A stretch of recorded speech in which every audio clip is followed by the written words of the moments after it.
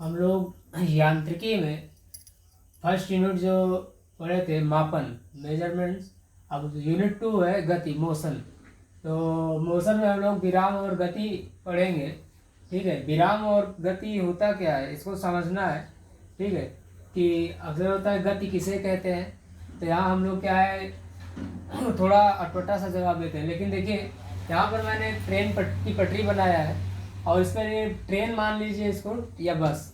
ठीक है, तो और इसके जो है अक्सर हम लोग सफ़र करते हुए देखते हैं कि ट्रेन की पटरियों के किनारे पेड़ लगे होते हैं, बिजली के पोल अक्सर देखे जाते हैं, उसकी ज़रूरत भी होती है। ठीक है, तो ये क्या है कि ये पेड़ और पोल जो है ये इनकी स्थिति क्या है, ये स्थिर है। लेकिन ट्रेन क्या है, गति कर रही है, गति स्थिति में। तो हम कहते क्या है कि जैसे कोई वस्तु जो है किसी स्थिर वस्तु के सापेक्ष में यदि गति में कर रही है तो उसे हम कहते हैं वो गति की अवस्था में है। फिर विराम क्या होता है, रेस्ट जिसे बोलते हैं।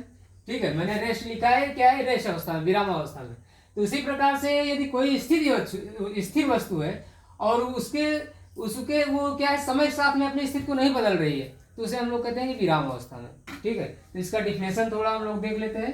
देखिए यदि किसी वस्तु की स्थिति, देखिए हम लोग स्थित और स्थिति में फर्क होता है। देखिए स्थिति का मतलब है कि उसकी जो दशा स्थिति है, जो ट्रेन हो या बस, उसमें बदलाव किसे मतलब होता है। ठीक है, यदि किसी वस्तु की स्थिति किसी स्थिर वस्तु के सापेक्ष, किसी स्थिर वस्तु के सापेक्ष में, जैसे कि पेड़ और बिजली के पोल को मैंने बताया, समय के साथ, समय महत्वपूर्ण है, समय के साथ बदलती रहती है तो उसे हम क्या कहते हैं कि वो वस्तु गति अवस्था में है। ठीक है, जैसे उदाहरण के लिए चलती हुई ट्रेन जो बिजली के पोल या पेड़, पटरी के किनारे स्थित पेड़ पौधे के सापेक्ष अपनी स्थिति क्या है, बदलती रहती है। फिर क्या है, विराम क्या होता है, देखते हैं। समय के साथ जो है स्थिर वस्तु, समय के साथ स्थिर वस्तु के सापेक्ष अपनी स्थिति नहीं बदलने पर उसे हम क्या कहते हैं कि वो वस्तु विरामावस्था में।